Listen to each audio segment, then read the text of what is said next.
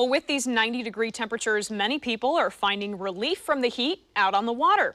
Fox 12's Audrey Wheel is at High Rocks Park in Gladstone, where lifeguards say this summer's already been very busy, and they've got some tips on how to be safe on the river. Audrey? Yeah, Camilla, well, it sure feels really hot out here. We luckily found a shady spot, but so many people here on the river this evening, even more people than were here when we were earlier this afternoon. We've seen people jumping from the rocks. Of course, that's kind of what this park is famous for. And the lifeguards here tell us that if you are going to do that, there are two really important things to keep in mind. Summer starting with a splash. Nothing like soaking up some Oregon sunshine on the river. Wonderful day. Glad to be here. It's just amazing because we never get this kind of weather. Duncan Wellman, Annalisa Cox, and the rest of their family love High Rocks for one reason in particular, and they're prepared for it. I've come here several times. They like to jump off the rocks.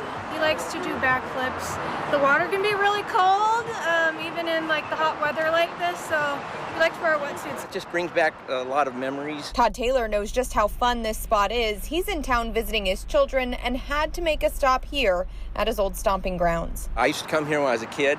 I'm almost 70 now, but when I was 14 and 15, I used to jump off these same rocks, and I just love it here. And so I haven't been here since then. With people jumping, floating, swimming, and relaxing on shore, AMR EMT and river rescue technician Angus Osorio is always watching and ready to help as needed.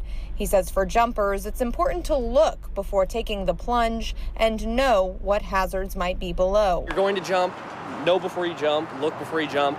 Hazards change constantly in the river, so two places can never always be the same twice. He says the water is about 65 degrees, cold enough to cause some fatigue over a couple hours, and that a life jacket is important no matter your skill level. Not wearing one can be especially dangerous for people who aren't swimmers or who are drinking alcohol. The lifeguards have already been busy this summer helping people in the water. Most of these situations can be preventable with a life jacket. Osorio says it's fun to see people enjoying the river on a nice day like this. Just remember to do so safely.